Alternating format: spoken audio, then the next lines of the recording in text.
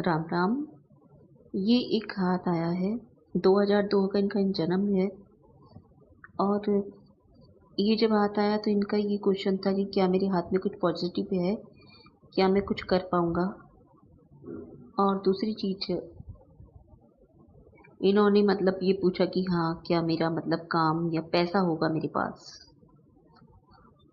तो देखिए, एक नज़र को हाथ से देखें, अगर हम हाथ को देखते हैं तो हाथ काफ़ी बड़ा है।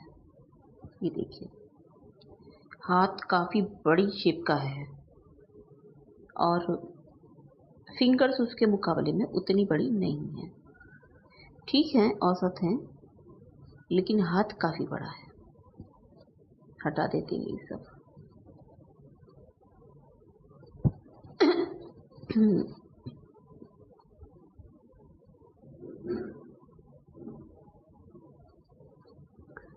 देखिए, यहाँ पर इनकी जितनी भी उंगलियां हैं, फिंगर्स हैं, ये सब टिल्ट हैं। ये इस तरफ टिल्ट है, ये शनि की तरफ टिल्ट है, ये सूर्य की तरफ टिल्ट है, और ये भी शनि की तरफ, पूरी की पूरी टिल्ट है। तो इसका मतलब यहाँ पर ऊर्जा कहीं ना कहीं इनके हाथ में आने से बाधित हो रही है। दूसरी बात ये है कि इनके ये तीनों पर्वत ही अच्छे नहीं कहे जा सकते, ना ही इनकी आम, ये अगर आप एक हाथ को देखते हैं तो कुंडली का ही एक रूप हाथ में भी है। तो आप ये कह सकते हैं इनकी कुंडली में भी इनके ये तीनों जो होंगे ग्रह वो अच्छे नहीं होंगे। ये तीनों प्लेनेट में कोई ना कोई कमी होगी वहाँ पर। ठीक है, आगे बढ़ते हैं। अब अगर फिंगर्स के बाद में हमने थंब को देखा, थंब अपनी जगह सही है। उसके बाद देखिए, यहाँ पर अगर हम देखें तो कोई भी, न बुध, न सूर्य और न ही बृहस्पति, कोई भी जो इनका पर्वत है वो फूला हुआ नहीं है। तो इसका मतलब क्या है? इसका मतलब इनकी ना बुध में, ना सूर्य में, ना ही बृहस्पति में वो एनर्जी है ही नहीं जो इनको कोई अच्छे रिजल्ट्स दे सके। एक बृहस्पति में मैं समझती हूँ कि स्पेस ज़्यादा है। देखिए, यहाँ बुध में भी स्पेस अच्छा मिला हुआ है इन्हें,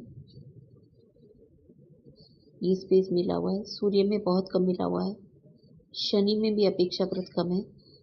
ठीक है, एक मिनट, लेकिन ये हमें बृहस्पति में स्पेस अच्छा मिला हुआ है।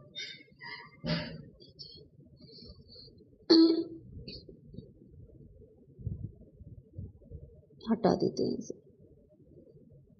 तो मैं बृहस्पति को ये मान सकती हूँ कि हाँ 50% अच्छा है, अच्छा काम कर रहा है। शनि भी ठीक ठाक है, क्योंकि शनि में उभरा हुआ माउंट्स नहीं चाहिए होता है। ठीक है, उभरे हुए माउंट की शनि में बहुत ज़्यादा ज़रूरत नहीं होती है, और सीधी भी है शनि की उंगली। तो इस तरीके से अच्छा खासा जा सकता है शनि को। दूसरी बात यह है कि देखिए, यहाँ पर शुक्र मैं अच्छा ही कहूँगी, ठीक है, मतलब थोड़ी बहुत 25% कमी है वो दिख रही है।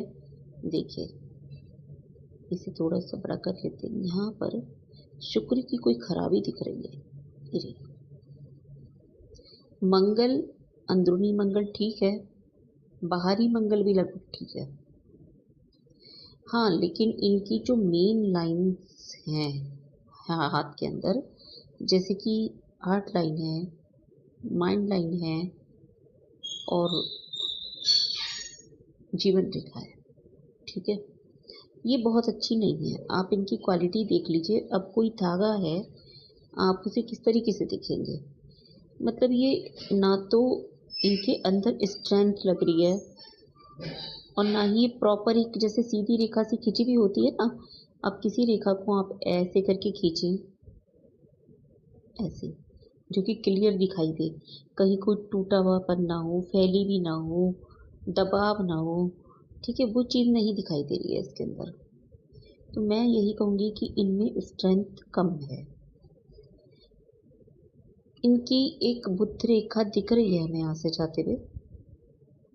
देखिए, ये लेकिन इस तरीके से चल रही है, ऐसे ऐसे ऐसे, ऐसे, मतलब काफ़ी प्रयास इन्हें अपनी लाइफ में करने होंगे। और भी है, यहाँ से इस तरीके से जा रही हैं लाइंस, तो काफ़ी प्रयास ये अपने बिजनेस के लिए करेंगे।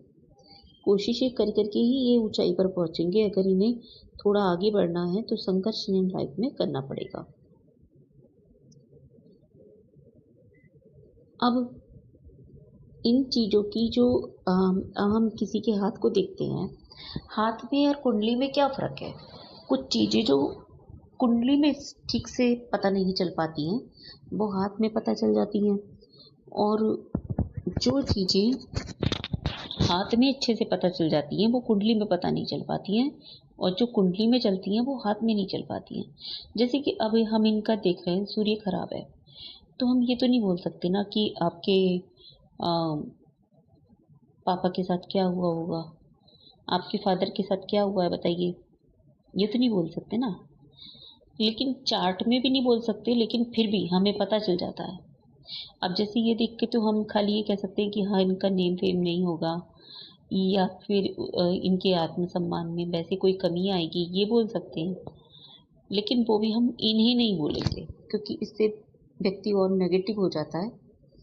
तो थोड़ा सा हमें सामने वाले को भी पॉजिटिव रखना पड़ता है, ताकि वो भी अपनी लाइफ में सही चीज़ें करता रहे। हमारी बातों से उसे ये नहीं हो कि नेगेटिव हो गया वो।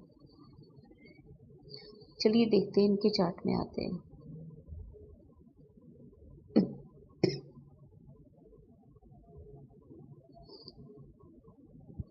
देखिए इनका धनु लग्न का चार्ट है, और जुपिटर बैठे हैं 8th हाउस में। तो पहले ही इंसान का 8th हाउस से कनेक्शन बन गया, तो आप समझ सकते हैं कि प्रॉब्लम्स के साथ में एक रिश्ता है। चाहे वो फिजिकल प्रॉब्लम हो, मेंटल प्रॉब्लम हो, कहीं से अचानक आई भी मुसीबत हो, उसके साथ इनका रिश्ता बन गया। अब देखिए आगे बढ़ते हैं। जैसे हमने देखा कि सूर्य और बुध दोनों ही इनके हाथ में बहुत अच्छा इफेक्ट नहीं दे रहे, स्पेशली सूर्य। तो हम ये देखते हैं कि क्या चार्ट में भी ऐसा ही दिखता है। अब देखिए चार्ट में हम जाते हैं, ये रहा सूर्य, और किस राशि में बैठा हुआ है, बुध की राशि में बैठा हुआ है, कन्या राशि में। सूर्य के लिए बुध की राशि खराब नहीं है, अच्छी है। बट आप देखिए कि इसका लिंक कहाँ कहाँ बना हुआ है। ठीक है, तो एक तो हम बुध की दूसरी राशि को देखेंगे। कहाँ पर है बुध की दूसरी राशि। बुध की दूसरी राशि है 7वें घर में, और वहाँ कौन बैठा है, सैटर्न। तो पहली बात तो यहाँ का कनेक्शन आ गया, सैटर्न के साथ एक कनेक्शन बन गया। और देखिए मंगल भी यहाँ बैठा है सूर्य के साथ, और मंगल का कनेक्शन किस घर से बन रहा है, मंगल का कनेक्शन बन रहा है 12वें घर से। और यहाँ कौन बैठा है, केतु।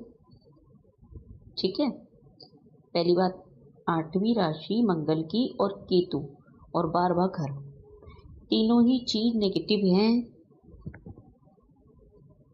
सूर्य के लिए। यहाँ पर पिता के लिए, सूर्य कौन है, पिता। और कहीं ना कहीं सूर्य का कनेक्शन किससे है, 9वें भाव से। इसका भी मैं आगे आपको दिखाऊंगी कि क्या चीज इनके फादर एक्चुअली जो ट्रांजिट में आया हुआ था। सूर्य के साथ केतु आए हुए थे, सूर्य केतु और बुध थे ट्रांजिट में। और केतु तो काफी टाइम से है, मतलब अपनी जगह नहीं बदली है केतु ने काफी टाइम से। राहु और केतु एक साथ ही गोचर काफी टाइम पहले हो चुका है उनका। तो आप ये देखिए कि इनके फादर एक्सपायर हो गए हैं, और अचानक से मैंने इनको सीधे यही बोला इनका चार्ट देखकर। जब मैंने ट्रांजिट देखा ग्रहों का, तब मैंने इनको ये बोला कि एक तो आपकी पढ़ाई छूटी है, दूसरी आपके फादर के साथ कोई कुछ ना कुछ गड़बड़ मुझे लग रही है, तीसरी बात मैंने कहा उनका बिजनेस फादर का खराब हुआ है।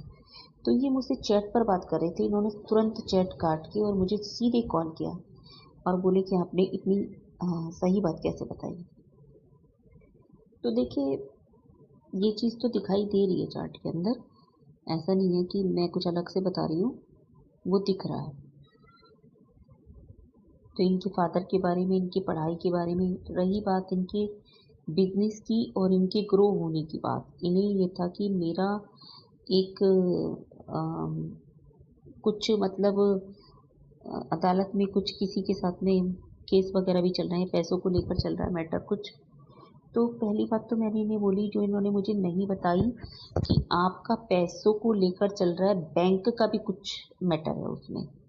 इन्होंने बोला हाँ बैंक का भी मैटर है। वो मैंने कैसे बताया इनको? देखिए राहु कहाँ बैठे हैं? 2 नंबर राशि में। कहाँ बैठे हैं? 2 नंबर राशि में। 2 नंबर राशि क्या है? एक तरीके से दूसरा घर है, ठीक है। तो ये क्या है? ये क्या है? लड़ाई झगड़े या आपके मैटर जो चलते हैं, या कोर्ट केस। कोर्ट केस किससे देखते हैं? और भी हम केतु से भी देखते हैं भाई, ठीक है। केतु 12वें भाव में चंद्रमा के साथ बैठे हुए। लेकिन अब जो इनके कोर्ट केस चल रहे हैं, जो भी चल रहे हैं, किसी के साथ पैसों का मैटर है, इनका था क्या मुझे पैसे वापस मिलेंगे, क्या मैं जीतूंगा?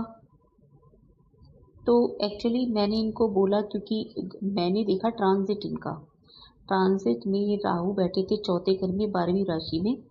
तो मैंने इनको बोला हाँ मिलेंगे, ठीक है। अब देख लेते हैं इनके अष्टक वर्ग को। अष्टक वर्ग से भी हम इसकी पुष्टि करते हैं जो चीजें इनके साथ चल रही है लाइफ के अंदर। पहली बात देखिए लगन। लगन से हमें पता चलता है 28 पॉइंट में ले रहे हैं लगन को। तो ये कोई बहुत ज़्यादा एक स्ट्रॉन्ग पर्सन नहीं लग रहा है मुझे, ठीक है। ये जहाँ इनसे नहीं लड़ा जाएगा वहाँ पर ये लीव कर देंगे। ये ज़्यादा लड़ाई अपने लिए नहीं लड़ पाएंगे, भले ये हिम्मत से कर रहे हैं ये सब चीज़ें, लेकिन बहुत ज़्यादा नहीं लग रहा है ये चीज़ें। अब देखिए इनके पिता का मैटर है, उसको देख लेते हैं। यहाँ देखिए 9वें घर में पिता का घर माना जाता है ना। यहाँ पर कितने पॉइंट्स मिले हुए हैं? 24। और यहीं पर राशि भी है यही वाली। कंफर्म हो गया ना?